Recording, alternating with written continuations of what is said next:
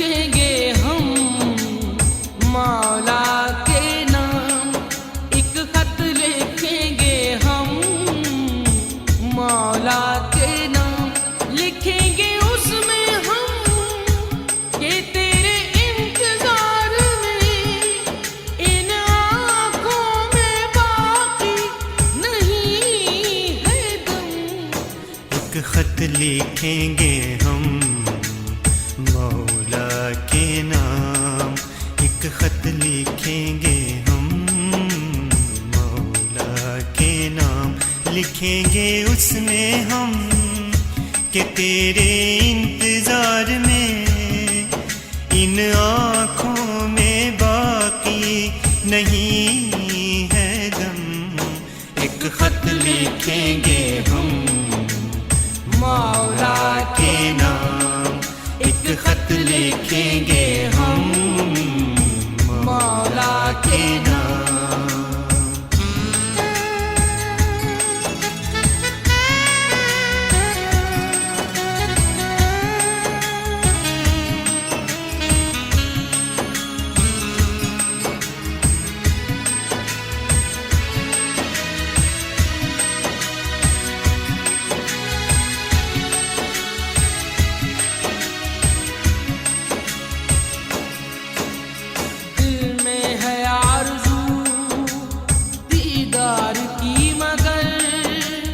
देखे तेरी खबा मुद्दत गुजर गई,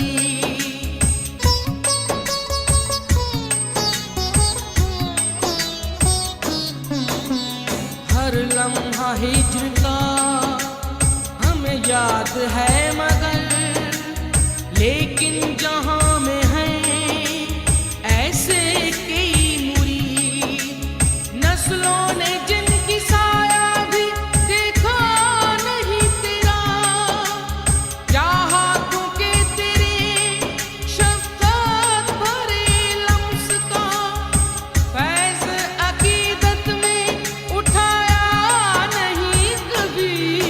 एक खत लिखेंगे हम मौला के नाम, एक खत लिखेंगे हम मौला के नाम।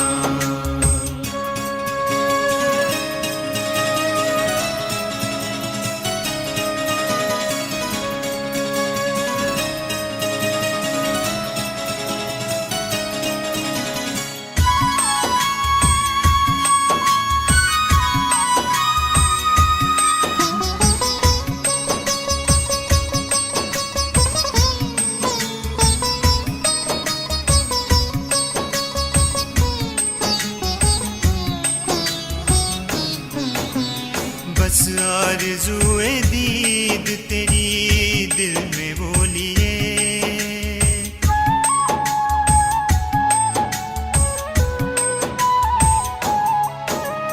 बस आरज़ूए दीद तेरी दिल में बोलिए, दीदार की हसरत हमें जो मुद्दतों से है, वो उनके ईमान की हरारत के मुकाबिल कुछ नहीं, के जो है हमारा आरज़ू का चराग उस शम्से फरोज़ा के आगे कुछ नहीं। और जब तक बसे हैं हम तेरी आँखों में रात दिन मौला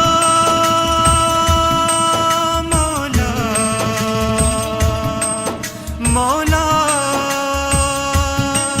मौला, हमें नहीं कोई शिकवाना कोई गम। एक खत लिखेंगे हम मौला के नाम, एक खत लिखेंगे हम मौला के नाम, लिखेंगे उसमें हम कि तेरे इंतजार में इन आँखों में बाकी नहीं है दम। एक खत लिखेंगे हम।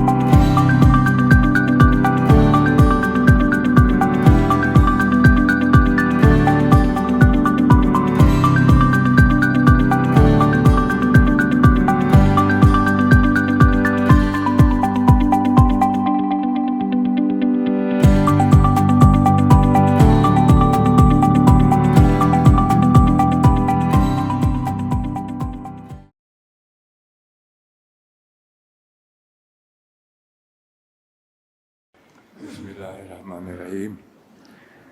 Assalamu alaikum, peace be upon you. The Aga Khan Award for Architecture is organized around a series of 3-year cycles, each one culminating in the recognition of our award recipients. Tonight, we celebrate the outcomes of our 14th cycle. This is an extraordinary moment for me as I think back to our decision to launch this program more than 4 decades ago. What led to that decision, you may ask, as many have asked then and since. Just why should the Ismaili Imamate become so deeply involved in the world of professional architecture?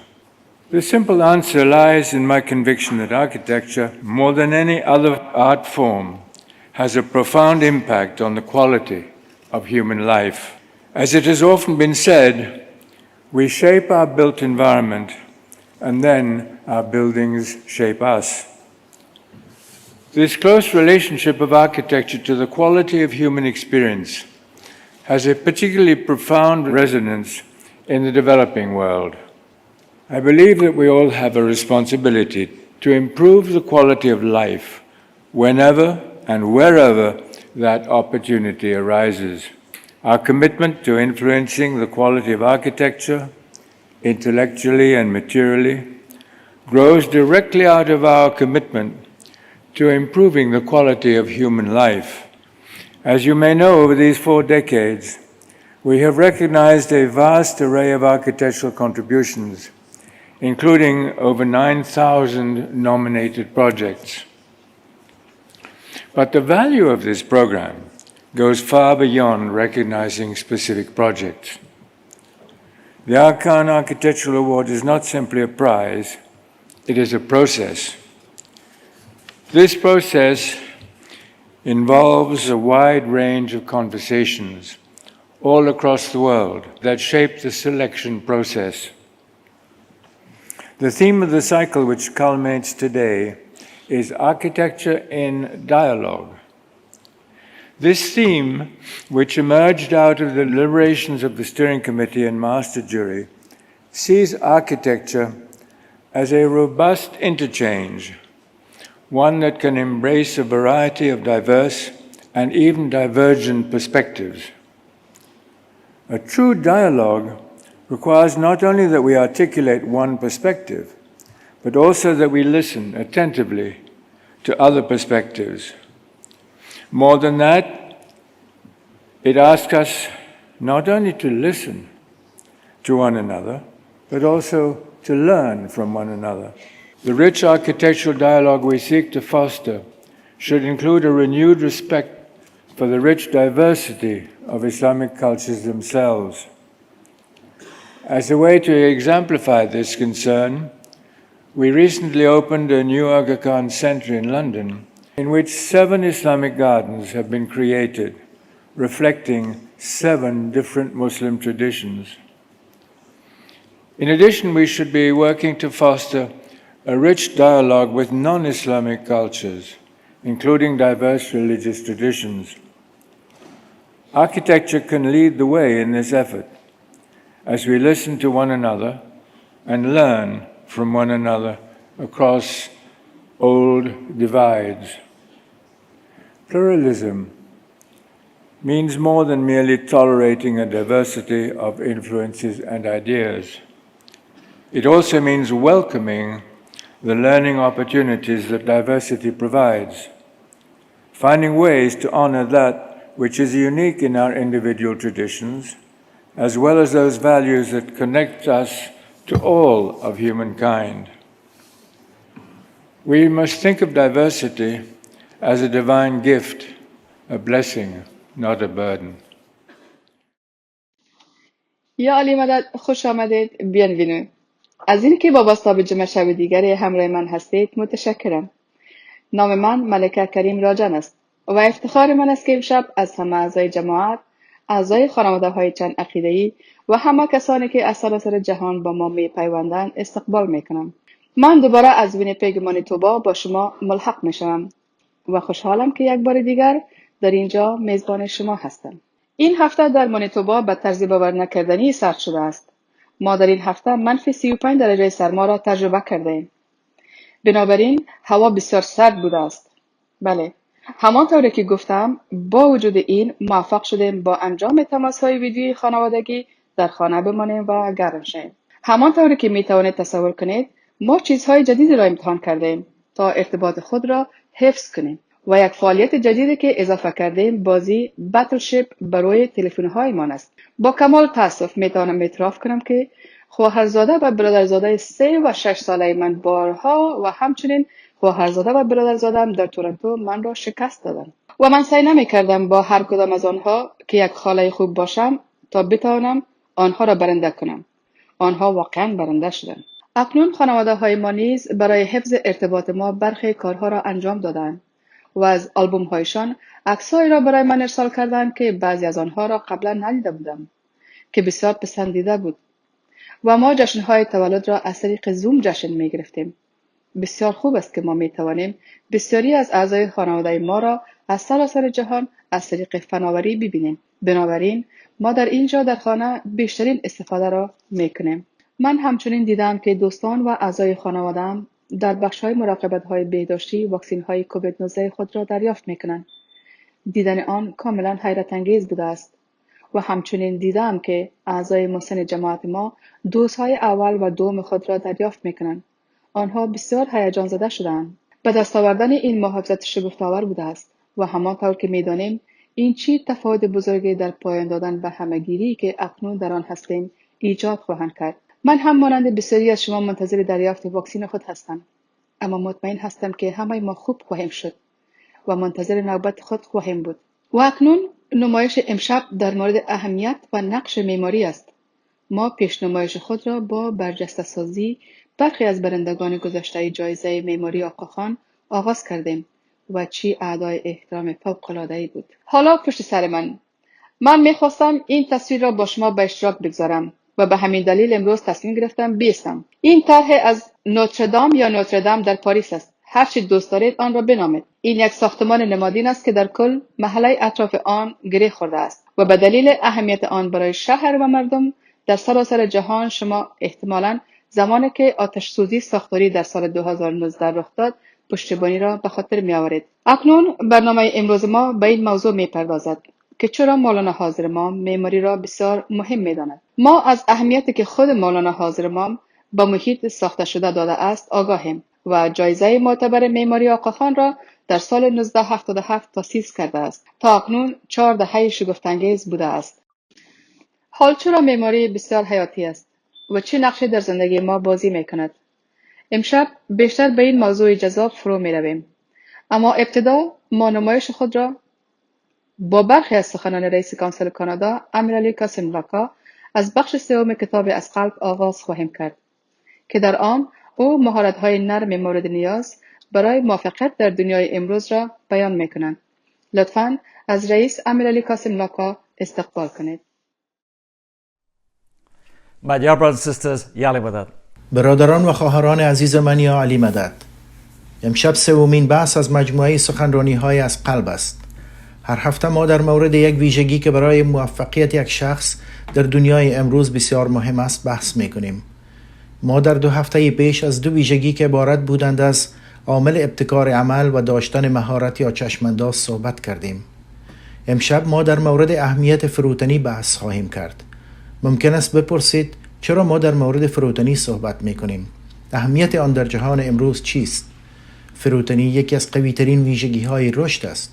فروتن بودن به ایجاد اعتماد کمک می‌کند که خود یک مهره درشت و اساسی رهبری است و فراگیری را آسان می‌سازد. طرز دید ما را به اندیشه‌های دیگران باز می‌کند و طوری که ما می‌توانیم ظرفیت خود را سریع‌تر رشد دهیم. فروتنی می‌تواند تأثیر عمیقی در زندگی حرفوی ما داشته باشد، در مدیریت روابط، در محل کار، در تعامل با دیگران و به دست آوردن احترام. من تأثیر فروتنی بر خویشتن و دیگران را توضیح خواهم داد.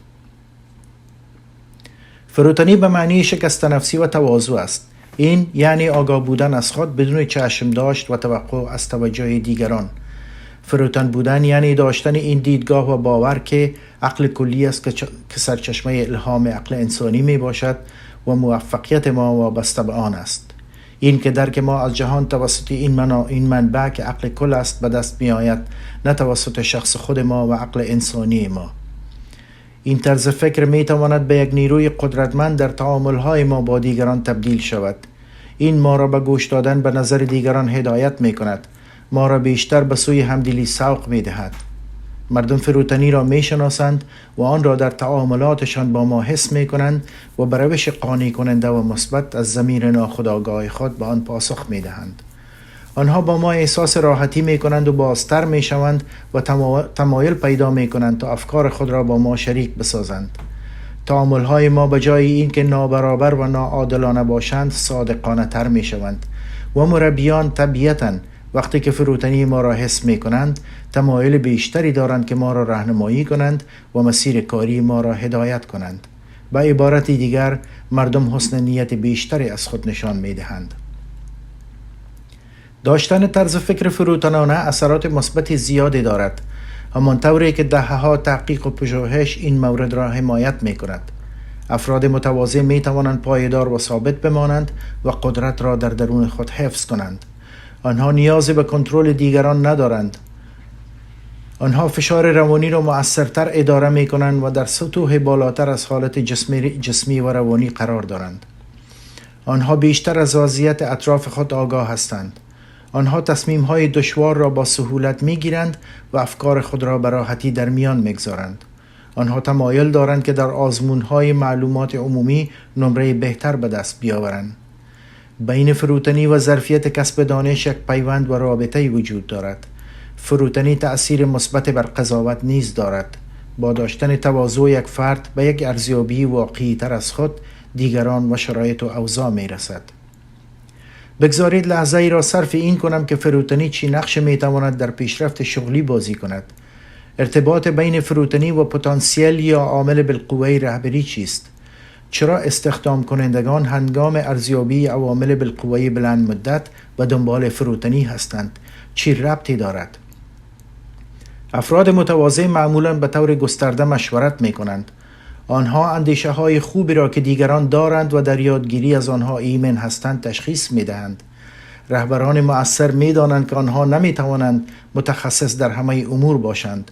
آنها محدودیت های دانش خود را درک می کنند و متخصصین اطراف خود را تشخیص می دهند. بنابراین آنها از دیگران می پرسند و از طریق گوش دادن و قضاوت آگاهانه راه حل های بهتر را از دیگران بیرون می کشند و استخراج می کنند. بهترین مذاکره کنندگان در جهان سوالات زیادی می پرسند، زیرا آنها درک می کنند که راه حل مشکل آنها از طریق گوش دادن به دست می آید، نه از صحبت کردن زیاد. البته با نمایش فروتنی، رهبری و حمایت جنسی.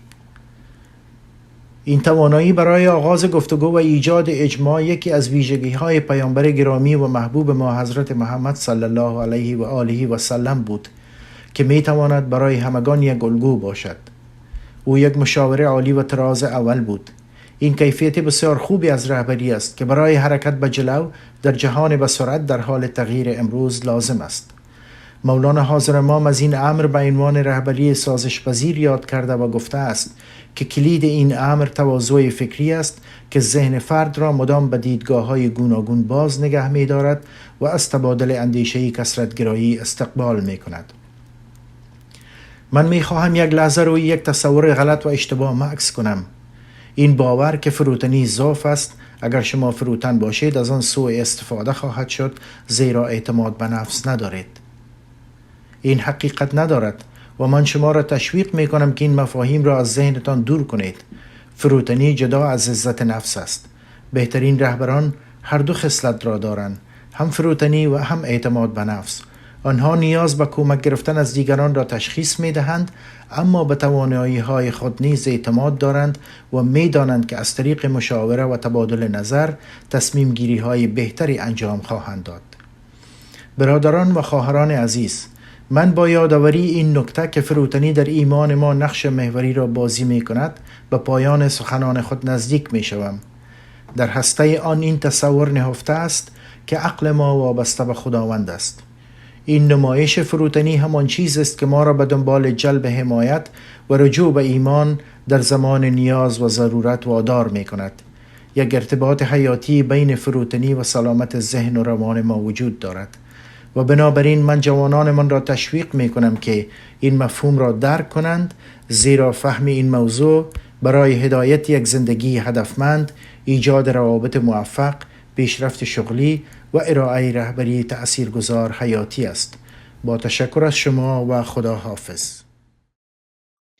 رئیس صاحب، از اینکه این افکار را با ما در میان گذاشتید متشکرم. اکنون امشب ما افتخار داریم که مدیر جایزه معماری آقا خان، آقای فرخ درخشانی را با خود داریم. من خوشبختانه در اوایل این هفته با او صحبت کردم و در یک مصاحبه با افکار او آشنا شدم تا به همه ما کمک کنند کم بیشتر در مورد دنیای معماری و اهمیت آن بیاموزیم. آقای درخشانی از سال 1982 با این جایزه مرتبط بوده است و از 15 سال گذشته مدیر آن بوده. زمینه اصلی تخصص وی معماری معاصر جامعه اسلام و کارهای حرفه‌ای وی شامل طراحی و مدیریت ساخت کارهای عمومی و پروژه‌های زیربنایی در مقیاس بزرگ در ایران و همچنین طراحی معماری در پاریس و ژنو بوده است. وی همچنین در هیئت‌ها و کمیته‌های تعدادی از مؤسسات فرهنگی فعالیت می‌کند. آقای درخشانی به عنوان معمار و برنامه‌ریز در دانشگاه ملی ایران آموزش دیده و بعداً تحصیلات خود را در دانشکده معماری پاریس ادامه داد. اما قبل از اینکه از آقای درخشانی استقبال کنیم، بیایید نگاه گذرا به فعالیت‌های 2019 جایزه معماری آقا خان بیاندازیم.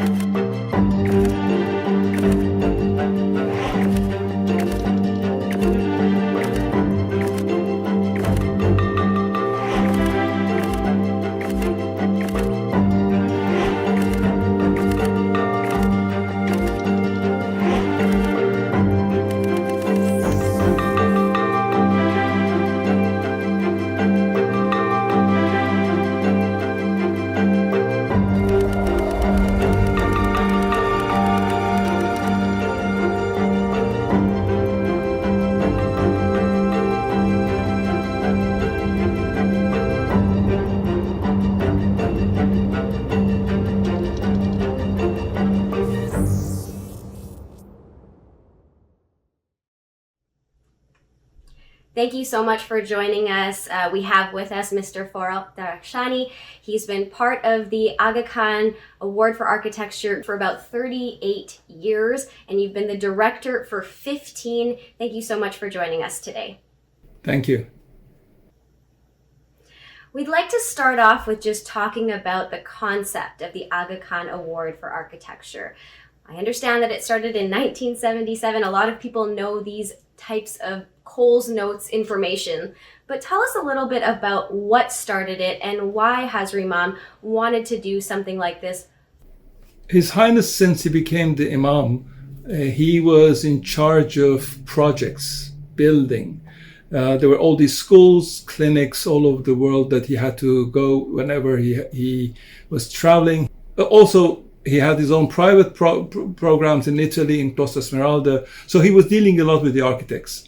and architecture. And he was not, in a lot of cases, he was not satisfied with what was the end products, because they did not really fit to the needs of the people. And also the other thing is that he was seeing that people are losing identity.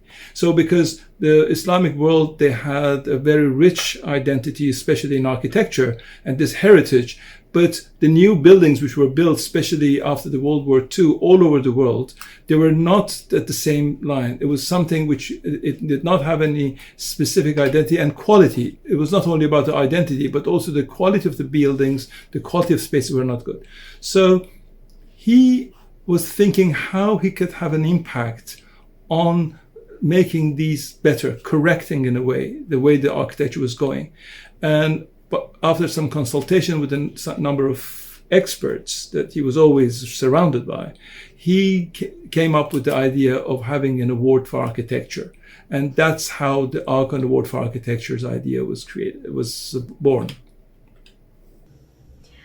Wonderful. And we know that this is not just an award, it's just not a prize pin. There's a lot of criteria that goes into picking the finalists each year, and it's not just about the building structure. So I would like to talk about in 2019, the Aga Khan Architectural Award. There was a theme that Maulana Hazar Imam had brought up in one of his speeches there. He was talking about architecture in dialogue. So for 2019, he did point to some of the reasons that the award finalists actually became finalists and then award recipients. Could you touch on some of those points and what Maulana Hazar Imam is looking for in his work 4 decades later still? Well, first of all, His Highness from the very beginning was explained that he does not want the award or these activities to become a school of architecture. It means it's not going to be something that this is how things should be built. What he wanted to do is to create an atmosphere, an enabling environment that you ask questions. And by asking questions, you come up with better solutions. The main criteria that which needs the quality is excellence. Excellence in approach. That's what I would say. Excellence in approach is very important because, sometimes you've got some project because of the conditions where they are, maybe they are not built the best way, but the approach of that, how they've come up to that solution is very important. So the other thing which was very important is that in 1970s, when His Highness created the award, the world was not looking at architecture as the way it's looking today. Because His Highness brought a new idea into architecture. It is how we can improve the quality of life. Quality of life was not a part of the thinking process of the architects and the decision makers at the time. And now we can see that more and more this is becoming a kind of a routine, that the architects are becoming aware that you have to be able to create a better quality of life. And that is what we can see. Now, how can we make a better quality of life? How can we have an impact? Is to better understand the context. And that's where dialogue comes. Dialogue, it means that there is this constant talking to the other, both ways, both the architect and the client.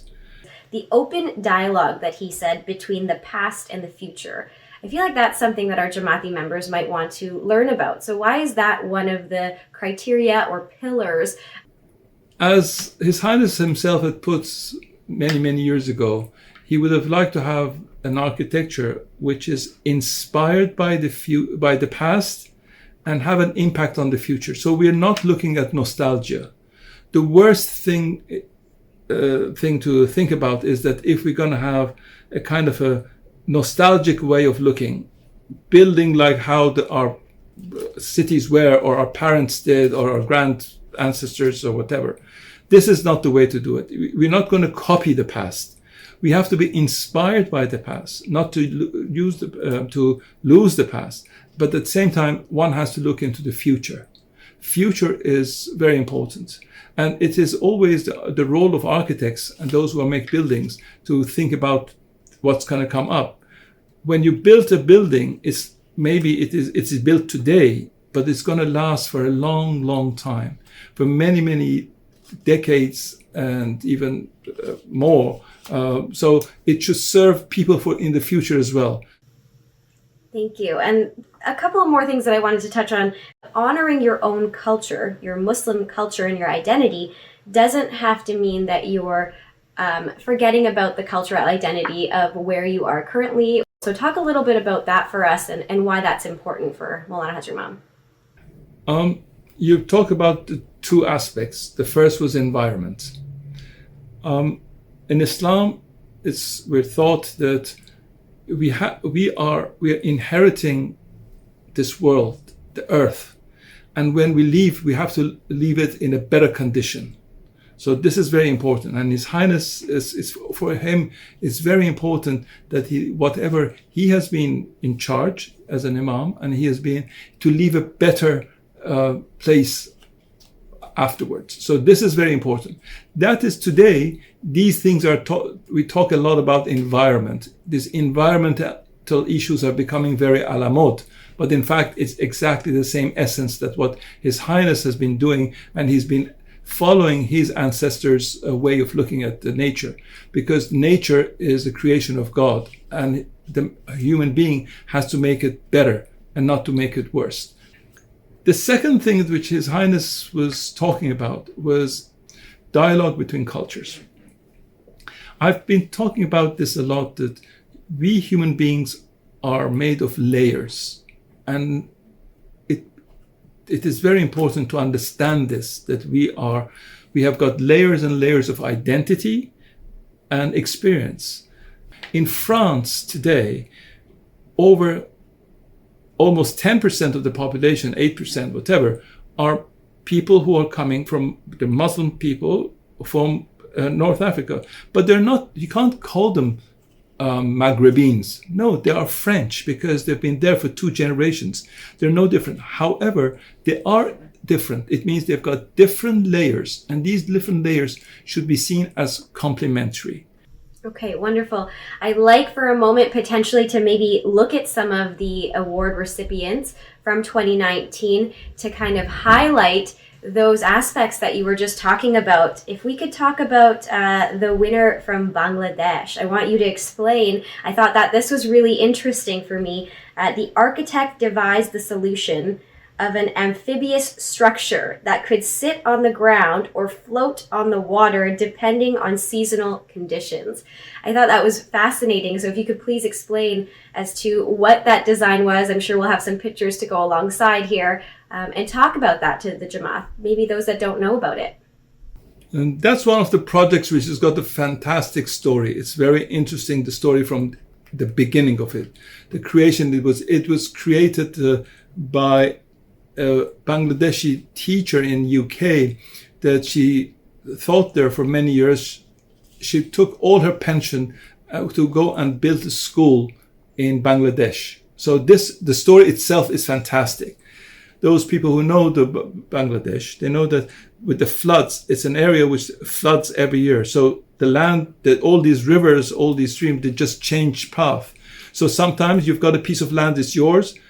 5 years later, it is under the water. Again, 20 years later, it comes back. So it is something because the water moves. So with such a condition, they had to come with a solution. This is very important when you look at this project, as you can see in the images that now you're seeing on the screen. This is made of bamboo, and it's a very kind of a low technology. However, the person who's done that, he's someone who knows all the different technologies. He's as I said, he's been building buildings in urban areas, high rises, etc. But he knew he had to come up with a solution for that specific context. That is what we're talking about, dialogue. It means that he understood well what the context is. To build a school which, when it comes a few months a year, it can float and then it goes back. And not into that, then he had to do a lot of innovations. For example, how you can have toilets which are floating. And these are very important, very simple solutions, but very effective and very high tech in a way, but using simple materials. So this is a project which is in the service of the people, at the same time using the material correctly, coming up with new ways of doing things which we didn't know before. So it's got a lot of innovations. It is not just repeating what our ancestors have done, and that is very important. All right, now I want to talk to you a little bit about your experience over the last 35 plus years of working alongside Maulana Hazri Imam and also working alongside and with the Aga Khan Trust for Culture. So can you tell us a little bit more about what your experience has been and what you've learned over your time with the Aga Khan Trust for Culture? Well, the first thing I was very impressed is that how much His Highness is involved and how much he knows. It's not a matter of he knows, it's like an encyclopedic way of knowing everything. No, he has got a way to see things and ask the right questions. And sometimes in meetings, he comes to the architects and he says, I'm not an architect, but then when he starts asking the questions, he asks the questions from the architects that it's very difficult for them to answer because he's coming right to the point.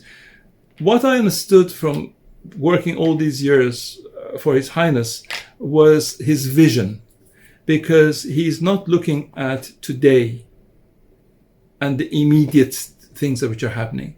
His vision is long term, and that I think has been the most inspiring for me, that you're working for the good and you're not looking for an immediate reward of things. That's something which we're trying to do and explain it to the people. The second thing is the learning. We have to learn from others, learn from our own experiences, and learn from our mistakes. So this is very important, and we should not be shy of learning. So this is why we've also created His Highness has donated 5 chairs at Harvard and MIT. And within the Aga Khan Trust for Culture, we've got a continuous program for education. It's very important to share what we have learned with the others. Wonderful. Kind of goes into our next segment when we're talking about city parks and city dwellings. What do you think about how the climate crisis will affect how we design spaces, especially in the developing world now?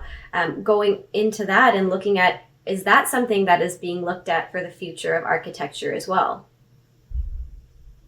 I'm going to explain a small thing about the Aga Khan Award for Architecture. One of the things with the Aga Khan Award for Architecture is that no project which has been initiated by His Highness or there's any involvement of the AKDN can be nominated.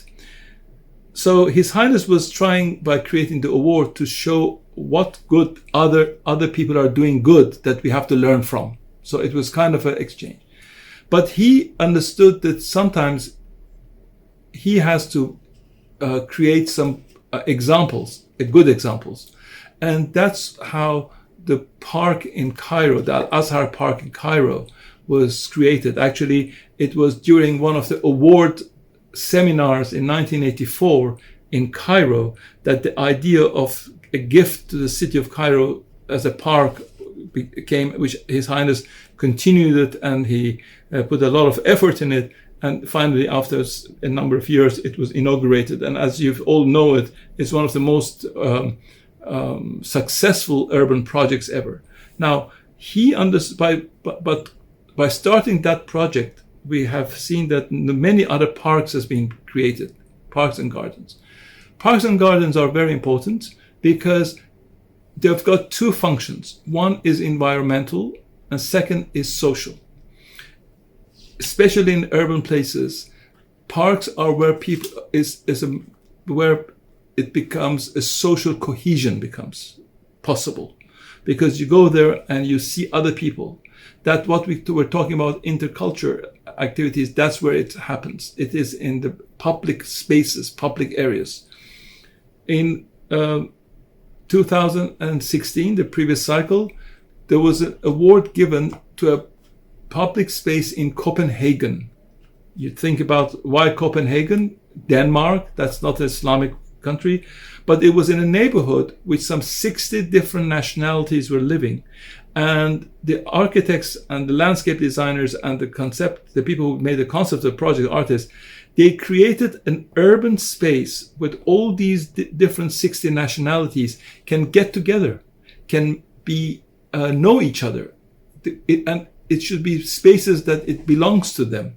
So their symbols of their cities, their countries, their cultures are there, and they can just be together. So this is one of the important things about gardens. Second thing is that it creates, because it's very important, the green spaces in cities.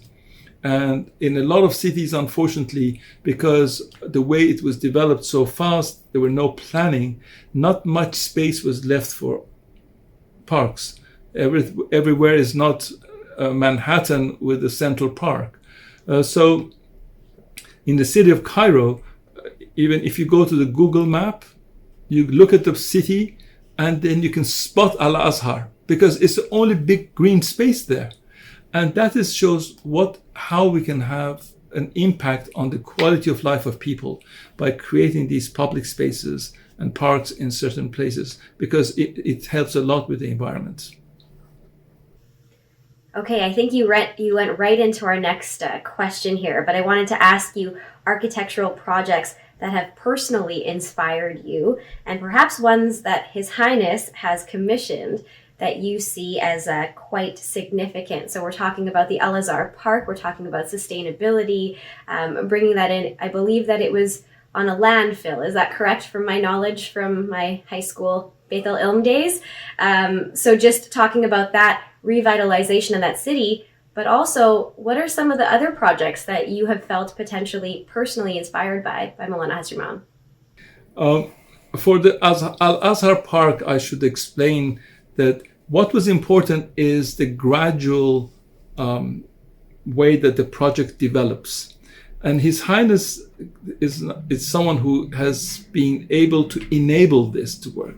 What I mean is that the project at the beginning was only the park. But little by little, the whole area of Dalbar Ahmar, which was the connection with it, was included in the project. So the project became an urban project. And it's not only a park, it is the whole neighborhood. Because for His Highness, it was very important that how can you do development in one area and just leave the next door people in whatever they were. So this is very important that we have got projects which are multidisciplinary. It is different approaches. Within the same neighborhood, education program works. The Aga Khan Foundation is active in health facilities, etc. It was the same in the Bagh Babur in Kabul. So it was working that how we can make around not only the park but around it much better. So these are very inspiring for me. Another project for me, which I think among His Highness's projects is really one of the most I would say is a legacy, is the Aga Khan Hospital in Karachi. The Aga Khan University Hospital in Karachi is one of the best examples of medical facilities ever. Although it was built some 40, 50 years ago, some of it now has changed, a lot of additions, etc. But it has been an architecture earmark. It's very important. Well, you've got other interesting projects as well, because His Highness was keen to bring good architects to work for me. Back in 1986, Fumihiko Maki was a member of the Aga Khan Award for Architecture's master jury.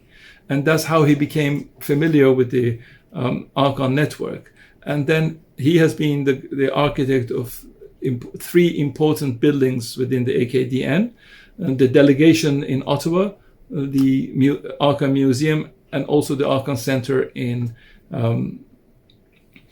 London. Charles Correa is one of the people who His Highness called upon him for the creation of the Aga Khan Award for Architecture.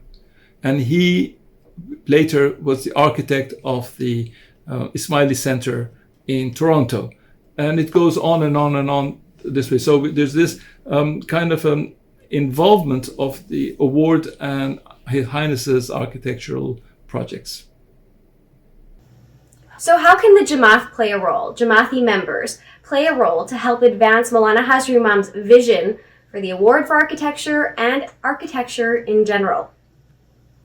Well, the first thing which is important is for the Jamaat to understand the importance of the Aga Khan Award for Architecture, Aga Khan Trust for Cultures, different activities, because we've also got the Aga Khan Music Award, Music Initiative, the Historic Cities Program, and the Aga Khan Museum. So all of these are a series of activities which are talking about dealing with culture.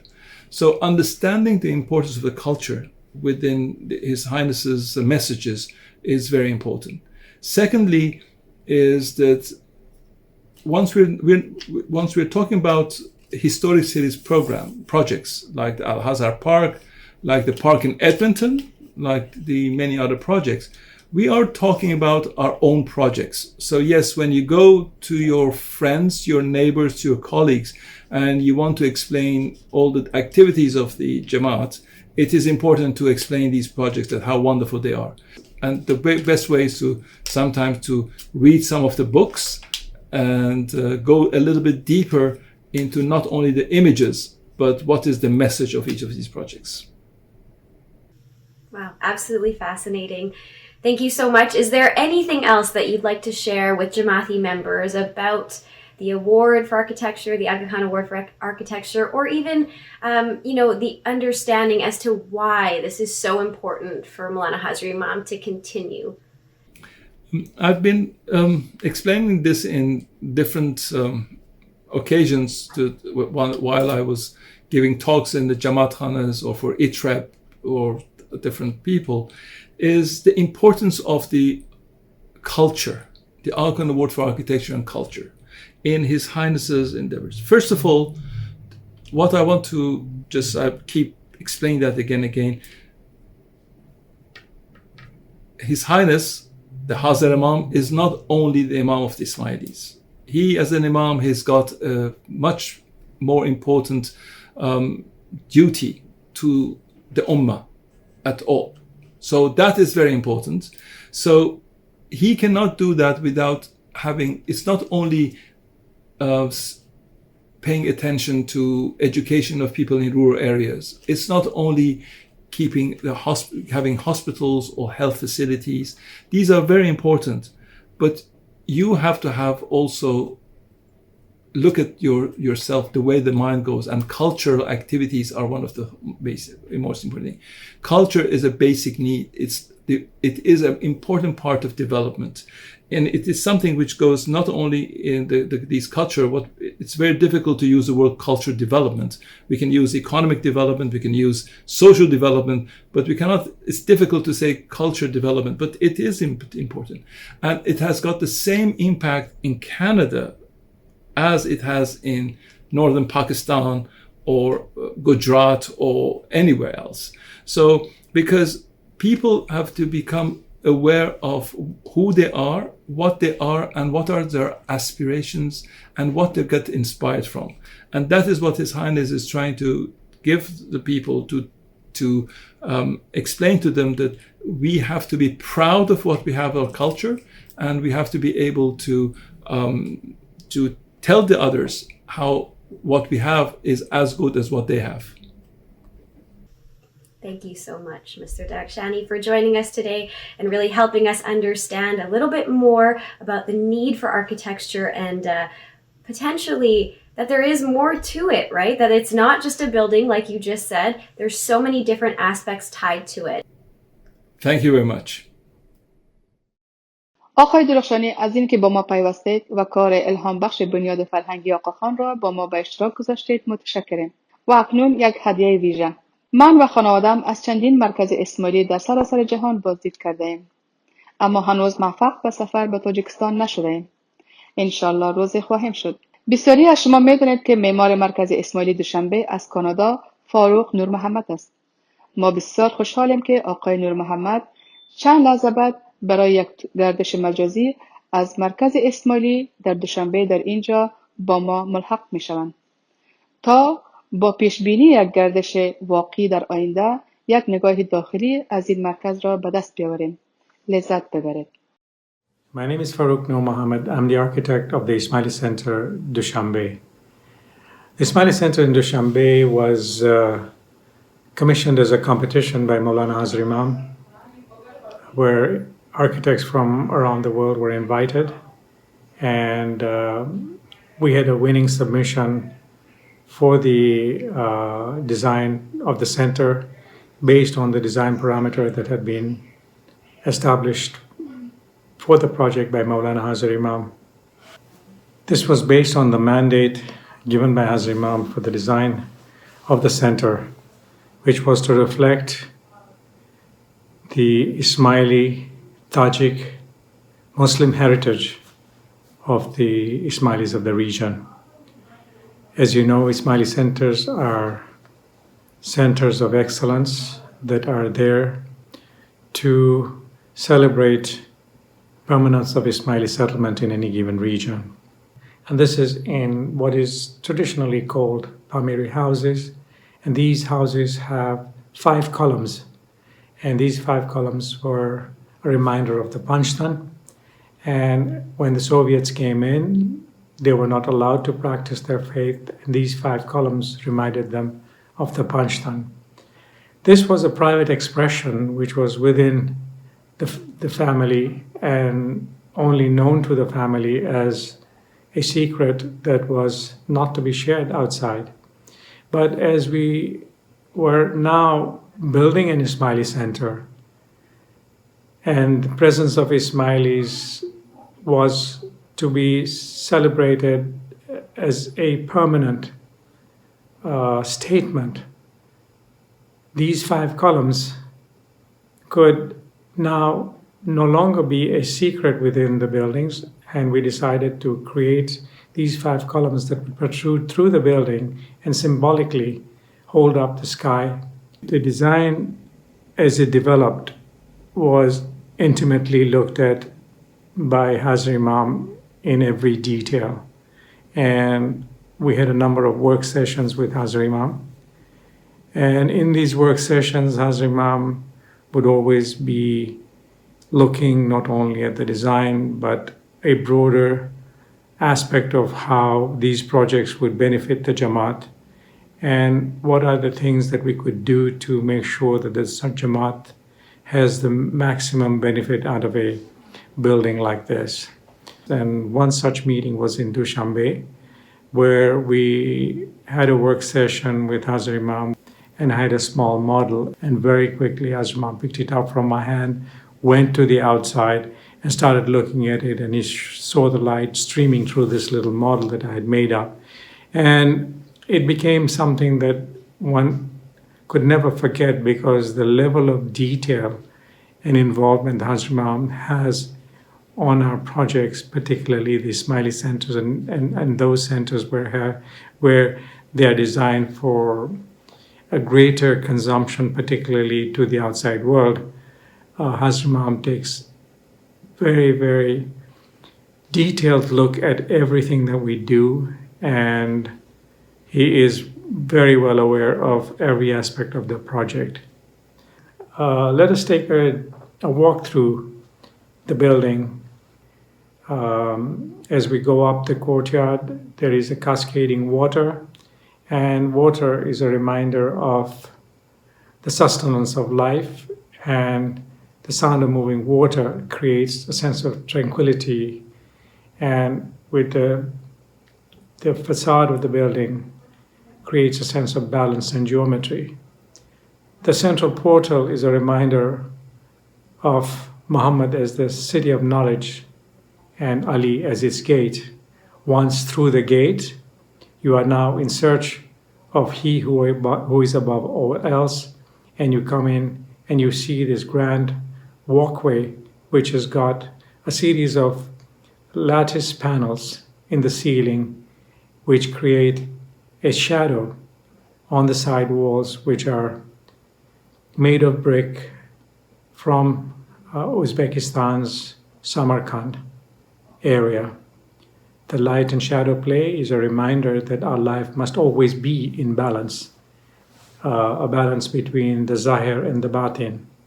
In this concourse, the spaces that open up are administrative spaces for the council and the institutions on one side, and on the other side, the council chamber, which is also used by other institutions, and a private office for Hazrat Imam that Hazrat Imam uses when he visits Tajikistan. Going beyond that is a view of the main courtyard, which we have referred to as the Great Court.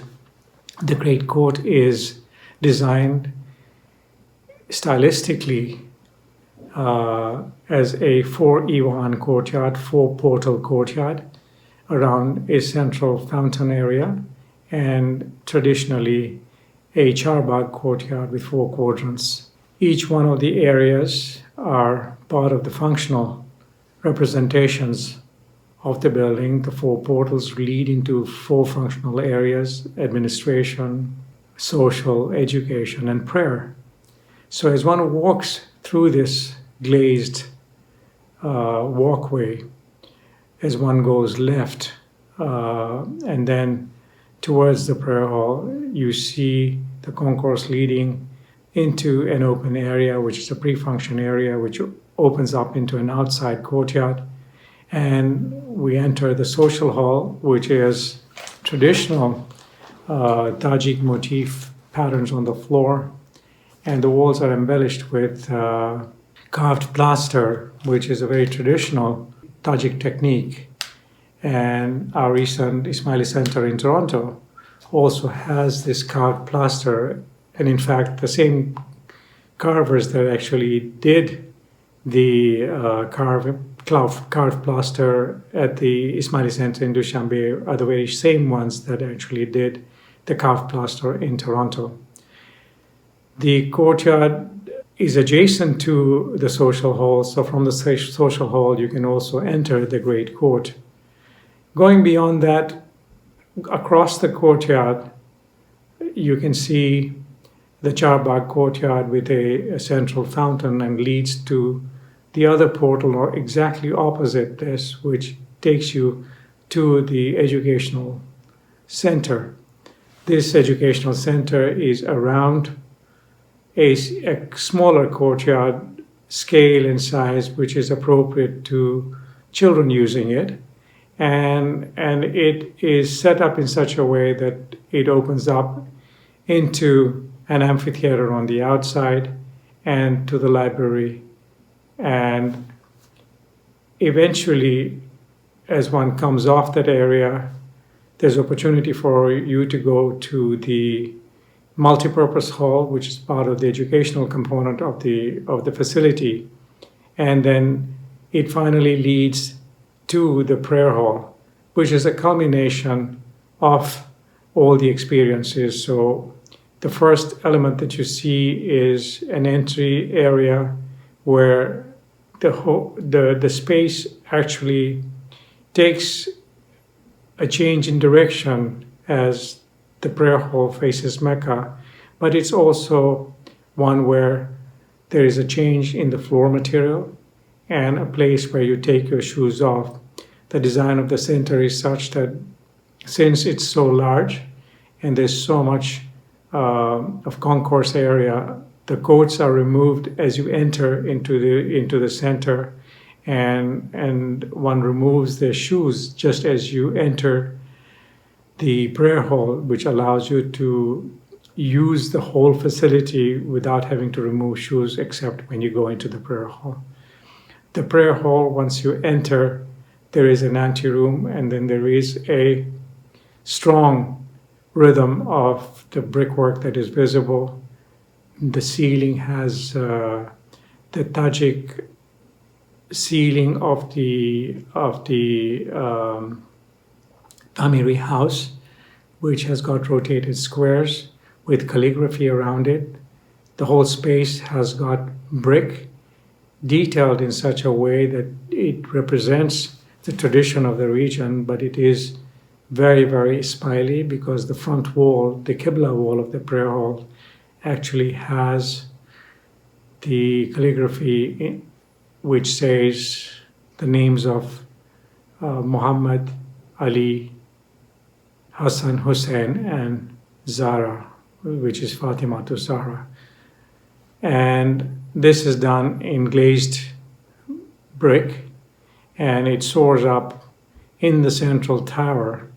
And the two flanking walls are almost a reminder of a person in prayer, and the light, Nur of Allah, basically coming in through three penetrations that are above in the tower, where light streams into the space, and a reminder of the spiritual journey of the human being.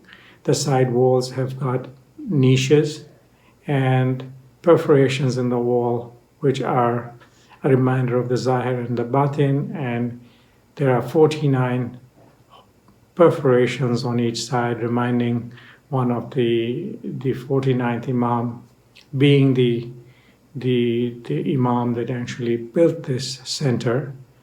And the ceiling is made of wood that is celebrating nature, and the 5 steps lead to the center. The 5 steps are a reminder of understanding of our faith, where the ultimate goal of one's journey is to be one with He who is above all else. The Ismaili Center is remote for most of us that can't travel all around the world, but I hope that you enjoyed this little tour that I've given you, and you will make it a point to get out there once it is open and safe to travel, but do travel to Uzbekistan first to understand the architectural heritage of the region, and then visit the Ismaili Center, and of course go on to Korog, where the Korog Jamaat Khana is totally different and set up and based on the Badakhshani architecture, which is very local and vernacular. Thank you and Yali Madad. عجب کار زیبایه. خیلی ممنون از گردش زیبا. و اکنون به بخش بعدی برنامه خود، جایی که فرصت پیدا کردیم تا از برخی از معماران اسماعیلی خود بخواهیم که در مورد کارهای خود و تأثیری که معماری در زندگی ما دارد تأمل کنند. امیدوارم شما از این لذت ببرید.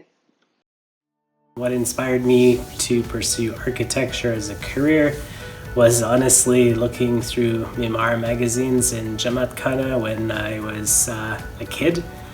When I was 9 or 10, I used to hole up in the library and peruse that until my mom and dad were ready to go home. I began kind of my creative journey through visual arts, painting in the public space, on walls, murals, very influenced by graffiti. It was really an understanding as I started delving deeper into the Islamic arts. The architecture seemed to be kind of the completion of all the other forms. I was very fond of mechanical engineering, anything to do with engines and moving parts, and I wasn't too sure if I would like the immobile status of the built environment. My father mentioned quotes from Hazar Imam. He said that architecture matters so much to the Imam, and the Imam is so heavily involved in the built environment. So that was a turning point for me. I have always been drawn to architecture because I see it as an intersection between science and art.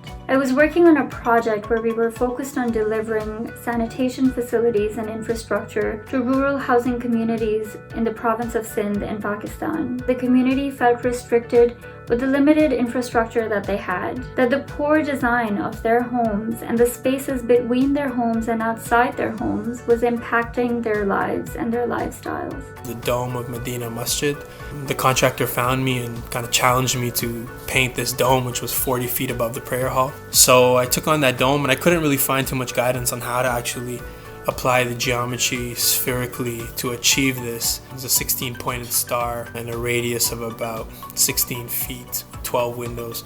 So that project really pushed me to engage skills in terms of modeling and projection of geometry from architecture with my skills as a muralist in painting it. It took me about 1,000 hours, and so that really opened up a new dimension of my practice, infusing art and architecture together.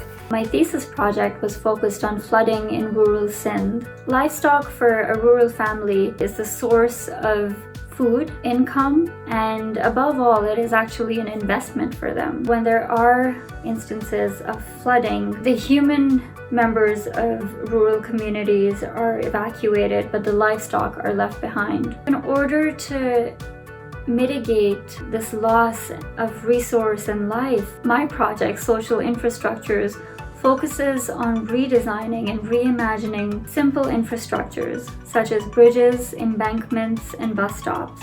A number of TKN assignments for designing Jamaat Khanas in Badakhshan, Afghanistan. I love the way we've been able to work with different stakeholders and create this design that would be functional, that would be cost effective, and they have their own aesthetics, and they also have something to do with the culture. The aspects of Islam that's inspired my work really revolve around balance. Having worked in sustainable design, we try to find balance in how we deal with energy and resources and how we integrate the environment in our work. Everything from living walls to solar energy and renewables to ensure we create healthy environments for people. Islam is kind of very entrenched in my work, so when I was young, I decided that I'm going to actually study Arabic and learn classical Arabic, learn to read and write, so I could understand how kind of calligraphy evolved into graffiti. I'm not necessarily going out and reusing Islamic motifs. I'm more looking at the principles of geometry that are aligned with other traditions. The ideal project I would like to work on in my hometown would be schools and places of education. It would have to be to add to the existing open spaces in Karachi. Currently, the open spaces in Karachi lack ease and access for all, and they often take the form of secluded parks.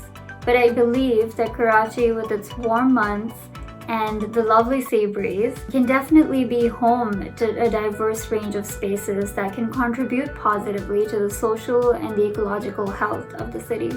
For Calgary in Canada, I've designed this Persian pavilion. The whole structure is made of 10 letters, Persian calligraphy of poetry, verses in praise of acquisition of knowledge. Well, I have actually been pursuing my ideal project. It's known as X-Site. I designed this project where one container kind of rotates above another container and it follows planetary movement. The idea is that when the container is viewing a planet, it projects geometry, light and sound associated with that planet. The projects that have been commissioned by Maulana Harzir Imam that have been the most meaningful, inspiring to me have been Aga Khan schools. I've had the pleasure and benefit of working in Gilgit, Pakistan, where I got to see some of the schools that were made with very basic materials like stone and wood that really, for kids who have very little,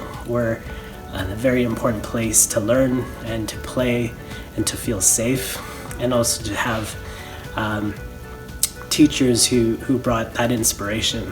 I think that also extends probably to how my mom taught at an Aga Khan's primary school, and how important education is to the Jamaat and the future. To me, the Aga Museum resembles a crown.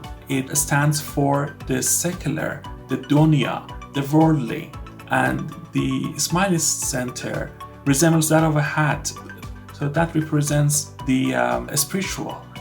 And then the reflecting pool, as the Imam said, is that moment of reflection, the interconnectedness, the relation between the deen and dunya. The Dubai Center actually really struck me as a surprise because I think it was the most traditional of the Ismaili centers around the world. It kind of had these two worlds colliding. The way that the domes were executed were in a style of masonry that is like seldom seen, and it's really immaculate brickwork that's actually kind of representative of very high-end contemporary architecture that involves masonry. It kind of had this strong contemporary voice in a very traditional kind of form. The volumes and the domes and the kind of axis of entryway and how you move through the building was very traditional courtyard. So that project really stands out for me as one of my favorites. To me, not only is the design of that individual building interesting, but also the relationships that it maintains with the context, the infrastructure systems that need to go in place, and the overall coordination between all the buildings on a site. Because all of those are important in creating a truly great piece of architecture. با تشکر از همه شما، من می‌دانم که تعداد بیشتر معمار و مشتاقان معماری دیگری در جماعت ما وجود دارد. اکنون ما نمایش خود را مانند همیشه با بخش موسیقی مورد علاقه خود به پایان می‌رسانیم. من کدام اصلیه خوبی ندارم که بتوانم با شما در میان بگذارم. بنابراین خاله ها، مادران و عموهایی که میخواهند با ما کمک کنند تا ما احتیاج ما را پر کنند، ما آماده دریافت بسته مراقبت بعدی خود هستیم. هر زمانی که میخواستید آن را ارسال کنید. از همه شما که امشب با ما پیوستید متشکرم. من واقعا اوقات بسیار خوبی را برای میزبانی از شما گذراندم و برای همه شما آخر هفته عالی آرزو میکنم. یا علی مدد.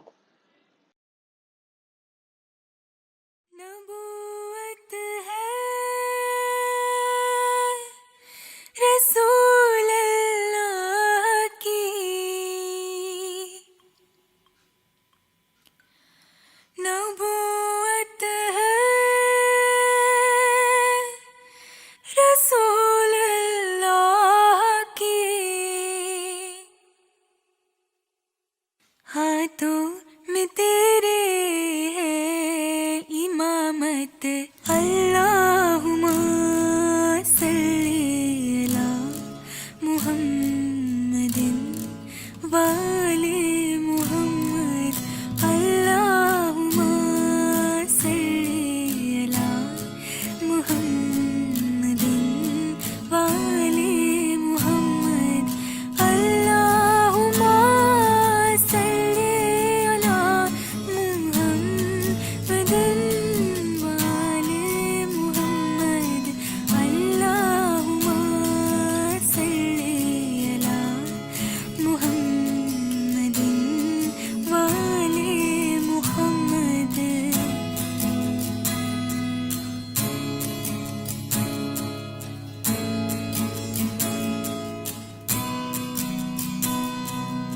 चारों दिशा में है तू ही दिखे किस्सा अकीदत का कैसे लिखे दीदार से तेरे मिलता सुकून आनंद ही आनंद है क्या मैं कहूँ नूर का साया रखना सदायों नूर का साया रखना सदायों होगी हम पर तेरी इनायत अल्लाहुम्मा सल्ली अला मुहम्मदिन वाले मुहम्मद अल्लाहुम्मा सल्ली अला मुहम्मदिन वाले Muhammad listen to the angels calling your name wanting for the mercy of your flame this light you've bestowed upon us today all of the darkness is now gone away you are the Noor son of Ali you are the Noor son of Ali you are the progeny of Muhammad Allahumma salli ala Muhammadin wale Muhammad Allahumma salli ala Muhammadin wale Muhammad